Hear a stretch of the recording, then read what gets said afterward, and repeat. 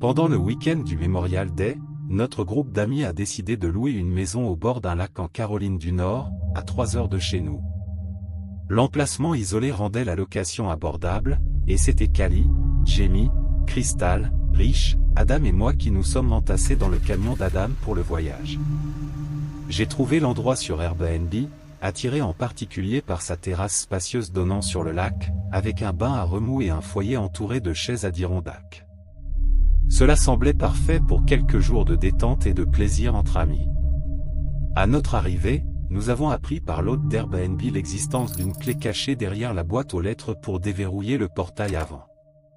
L'allée de gravier et de terre serpentait à travers une petite ouverture dans les bois, menant en haut de la colline à la maison où Adam a garé à côté de la terrasse expansive qui entourait toute la propriété. C'était une configuration cool, et la première chose que j'ai faite a été de me promener à l'arrière de la terrasse pour admirer la vue sereine sur le lac. Après avoir déballé nos affaires, nous n'avons pas perdu de temps pour ouvrir des bières et commencer le week-end avec des jeux comme le beer pong et le cornhole, en faisant des barbecues et en jouant de la musique jusque tard dans la nuit.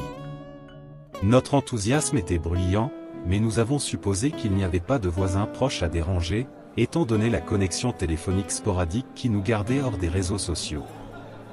À la tombée de la nuit, alors que nous nous réunissions autour du foyer, une femme d'âge moyen aux cheveux courts est soudainement sortie des bois, nous réprimandant pour baisser la musique. Nous avons obéi, et elle a commencé à nous sermonner sur les gens de l'extérieur comme nous qui jetons des ordures dans le lac et faisons du bruit. C'était une interruption inattendue, mais je me suis excusé au nom de notre groupe, tandis qu'une des filles a demandé si elle vivait à proximité et pouvait entendre la musique. Elle ignora la question sur l'endroit où elle vivait et entra brusquement dans les bois sombres. C'était une vision étrange. Une fois qu'elle fut hors de portée de voix, nous éclatâmes de rire nerveusement. Malgré cette rencontre étrange, nous essayâmes de détendre l'atmosphère. Cependant, cela jeta une ombre sur notre soirée. Nous pensions être suffisamment éloignés des voisins pour jouer de la musique et faire du bruit. Néanmoins, nous continuâmes. Nous bûmes, dansâmes et oubliâmes bientôt nos préoccupations précédentes alors que la musique recommençait à retentir. Pendant une pause entre les chansons, une voix appela depuis le lac. Nous coupâmes la musique et tendîmes l'oreille. En effet, quelqu'un implorait de l'aide sur l'eau. Nous échangeâmes des regards inquiets. Je me levai, m'approchai du bord de l'eau et criai « Qui est là? Êtes-vous dans l'eau » La voix répondit avec urgence « Oui, à l'aide ». L'adrénaline monta. Un kayak avec 2 pagaies se trouvait au bord de l'eau. Adam et moi décidâmes de pagayer pour aider la personne en difficulté. Nous criâmes pour qu'elle continue d'appeler, mais à mesure que nous avancions plus loin dans le lac, ses cris semblaient s'affaiblir. Après ce qui sembla une éternité à pagayer dans l'obscurité et à appeler à plusieurs reprises, le lac devint silencieux. Tout ce que nous vîmes furent les lumières lointaines se reflétant sur l'eau. Soudain, des cris retentirent de la maison au bord du lac, suivis par un silence inquiétant ailleurs. Les cris étaient glaçants, indubitablement des cris de peur de plusieurs femmes. Nous paniquâmes et pagayâmes rapidement de retour vers la rive. Lorsque nous atteignîmes la terre ferme, les cris avaient cessé. Nous appelâmes nos amis, mais ils avaient disparu sans laisser de traces lorsque nous vérifiâmes à l'intérieur et autour de la cabane. Sans signal de téléphone, nous ne pûmes les joindre. Le camion d'Adam était toujours garé, alors nous l'utilisâmes pour remonter la route à la recherche de la maison voisine la plus proche. Finalement, nous en trouvâmes une. Nous avons trouvé une ouverture similaire dans les bois menant à une colline avec une propriété illuminée par des lumières. Nous avons sonné à la porte à plusieurs reprises, mais personne n'a répondu. En regardant par la fenêtre avant, nous avons été glacés par ce que nous avons vu. Le salon était visible, éclairé par une lampe de coin. Immobile au milieu de la pièce, près de la fenêtre, se tenait la même femme troublante qui nous avait crié dessus plus tôt. Elle avait une expression féroce, nous fixant directement. Malgré nos appels à l'aide, elle est restée immobile, nous inquiétant au point que nous avons décidé de partir. De retour au camion, sur le point de chercher de l'aide ailleurs, mon téléphone s'est soudain mis à vibrer avec un appel de Rich. J'ai répondu avec impatience, demandant où ils étaient et ce qui s'était passé. Rich a à peine pu parler. Deux hommes masqués brandissant des haches étaient sortis des bois vers eux, provoquant les cris des filles et leur fuite frénétique sur la route. L'un d'eux était au téléphone avec la police, caché dans la forêt. L'appel a été brusquement interrompu, nous laissant sur le bord de la route, attendant anxieusement.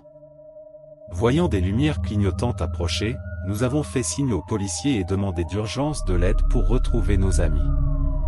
En remontant la route, nous les avons bientôt vus sortir des bois, nous faisant signe. Nous les avons rapidement rassemblés et avons suivi la police jusqu'à la maison. Là, tout en rassemblant nos affaires, Rich et les filles ont raconté leur expérience terrifiante. Étrangement, le Airbnb ne montrait aucun signe d'effraction, et rien ne semblait avoir été volé. Il n'y avait aucune trace des hommes à la hache. Nous avons également raconté les appels à l'aide venant du lac, ce qui a conduit à l'arrivée d'une équipe de recherche, bien que nous ayons déjà quitté les lieux, sans jamais regarder en arrière.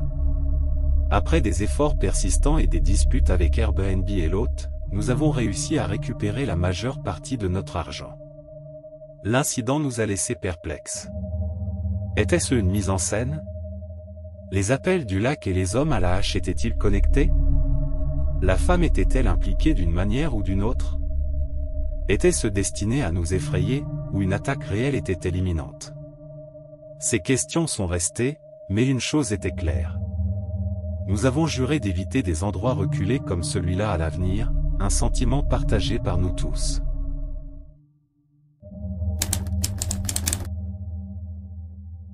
C'était le week-end du Mémorial Day 2021. Le monde se remettait du Covid, et tout le monde était impatient de célébrer, y compris mes amis et moi. Notre ami Jacob a un très grand et beau bateau.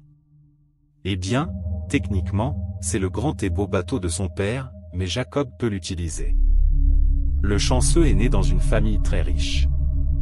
Heureusement, nous bénéficions de certains avantages à être amis avec lui. Il y avait une grande rencontre de bateaux prévue pour le week-end dans la baie. C'était notre plan pour le Memorial Day. Ainsi, notre groupe principal. Tony, Mikey et moi. Nous sommes tous retrouvés chez Jacob, au bord de l'eau. De là, nous avons pris le bateau pour rejoindre les autres amis de bateau de Jacob. À notre arrivée, nous avons vu un tas de bateaux amarrés ensemble dans une partie peu profonde de la baie. Les gens sautaient d'un bateau à l'autre et marchaient dans l'eau avec des boissons à la main. L'atmosphère était vibrante et pleine d'énergie, alors que tout le monde profitait du temps ensoleillé et du sentiment de liberté qui avait été cruellement manqué pendant les confinements de la pandémie. Je devenais vraiment ivre, tout comme tout le monde, et malheureusement, cela incluait Jacob. Personne ne s'est vraiment rendu compte avant qu'il ne soit trop tard qu'il avait beaucoup trop bu et qu'il n'était pas en état de ramener le bateau à la maison. J'ai suggéré qu'il se repose dans la cabine, alors il est descendu se reposer. Au fil des heures, il a commencé à faire sombre et nous avons continué à boire et à socialiser avec les autres plaisanciers. Un par un, les autres bateaux sont partis jusqu'à ce qu'il ne reste plus que le nôtre, juste nous quatre. Je suis allé vérifier Jacob, et il était encore profondément endormi. Nous avons dû passer des heures ensemble jusqu'à ce qu'il se réveille enfin. Lorsqu'il l'a fait, il semblait plus sobre, alors il a commencé à diriger lentement le bateau vers son canal. En rentrant, nous avons remarqué les lumières d'un autre bateau qui semblait nous suivre. Jacob a commencé à paniquer, convaincu que c'était la police de la baie qui nous suivait. Il ne voulait rien faire de suspect comme accélérer ou ralentir, ce qui pourrait attirer l'attention, alors nous avons maintenu une vitesse constante. Nous avons atteint le canal, qui se trouve à environ 5 minutes de la maison de Jacob. Le bateau derrière nous a continué à nous suivre le long du canal. Jacob commençait vraiment à perdre pied, inquiet de se faire arrêter pour conduite en état d'ivresse, de perdre son permis et de faire face à la colère de son père. Comme le canal est une zone sans sillage, nous avons dû ralentir encore plus. Le bateau derrière nous rattrapait rapidement. À ce stade, nous étions presque certains que c'était un bateau de police. Nous avons commencé à discuter d'une histoire à tenir, convenant que nous avions simplement sorti le bateau pour une journée décontractée sur la baie. Nous avons commencé à cacher toutes les canettes de bière, prêts à mentir sur notre consommation d'alcool. Quand nous sommes arrivés au quai de Jacob, il a manœuvré le bateau pour l'aligner à côté du quai. Il l'a fait assez habilement pour quelqu'un qui était ivre. Le bateau qui nous avait suivis tout le temps s'est approché, en commençant à nous dépasser, nous avons réalisé que ce n'était pas du tout un bateau de police. C'était juste un bateau aléatoire. Jacob, surpris, a dit à haute voix, « Qui c'est, celui-là » Il connaissait tout le monde sur son canal et a dit qu'il n'avait jamais vu ce bateau auparavant. En passant directement devant nous, nous avons vu 3 hommes debout à l'arrière du bateau, nous regardant agressivement. Jacob, se sentant provoqué, les a nargués avec un « quoi », mais aucun d'eux n'a répondu. Leur bateau a dépassé le nôtre, et les occupants ont continué à nous observer de près. Bien que nous soyons soulagés que ce ne soit pas la police, Jacob a commencé à se sentir mal à l'aise quant à la raison pour laquelle il nous avait suivis tout le long du canal, surtout qu'ils n'étaient pas des visages familiers dans les environs. J'ai suggéré, peut-être qu'il rende visite à quelqu'un pour le Memorial Day, ce à quoi Jacob a acquiescé à contre-séhur et a dit, ça se peut. Une fois le bateau attaché au quai, nous avons aidé du mieux que nous pouvions. Jacob a mentionné qu'il nettoierait le bateau le lendemain. Avec ses parents partis pour le week-end, le laissant seul à la maison, il a suggéré d'organiser une fête improvisée à la piscine. Cependant, il était déjà environ 22 heures, et nous savions tous qu'il était trop tard pour organiser quelque chose de substantiel à si court préavis. Alors, nous 4 sommes sortis pour traîner près de la piscine, continuant à boire, avec l'intention de tous dormir chez Jacob cette nuit-là. Environ 10 minutes plus tard, le même bateau est passé à nouveau devant la maison, et c'est là que nous avons commencé à nous sentir mal à l'aise.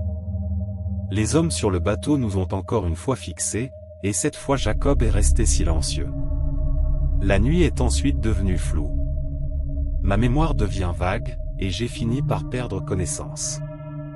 La prochaine chose dont je me souviens, c'est de me réveiller au milieu de la nuit avec une soif extrême.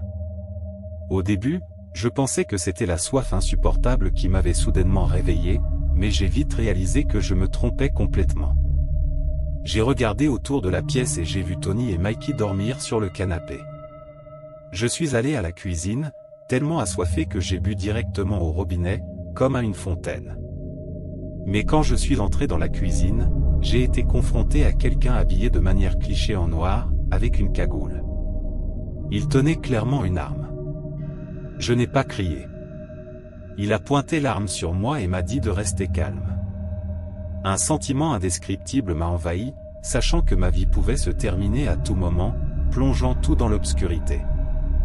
D'une voix calme, il a demandé, où est le propriétaire de la maison? J'ai chuchoté en retour, je ne sais pas. Il a ensuite exigé de savoir où se trouvait la chambre du propriétaire, et j'ai répondu nerveusement, à l'étage. Il m'a forcé à le conduire à l'étage, appuyant l'arme dans mon dos et menaçant de tirer si je faisais un mouvement brusque ou appelais à l'aide. Lorsque nous avons atteint le haut des escaliers, j'ai réalisé qu'il y avait 2 hommes derrière moi, tous 2 habillés de la même manière en tenue de vol noire. À contre-séhur, je les ai conduits à la chambre de Jacob, où il était également évanoui.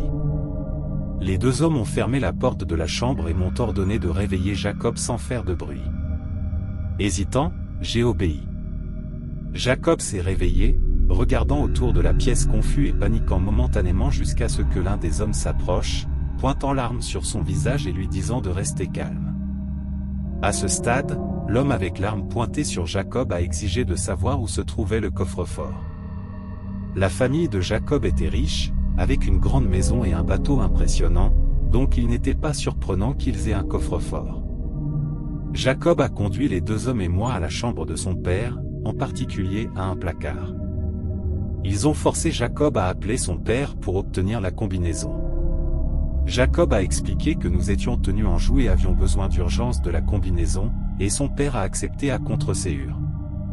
Les hommes ont vidé le coffre-fort, prenant des bons d'épargne, de l'argent, des bijoux et divers documents importants, et ont tout mis dans un sac. Ensuite, ils ont couru hors de la maison. Nous n'avons pas entendu de voiture partir en trombe, donc il devait avoir un véhicule de fuite garé plus loin, pas dans notre rue. Nous avons signalé l'incident sur plusieurs plateformes, y compris l'application Ring Neighbor et les médias locaux, mais personne n'a pu identifier les deux hommes. Il est devenu clair que les hommes sur le bateau nous avaient suivis pour découvrir où Jacob vivait, probablement attirés par la vue de son bateau impressionnant et le potentiel d'un gros coup. Je n'avais jamais été aussi terrifié de ma vie, j'aurais pu être tué avec juste un faux mouvement.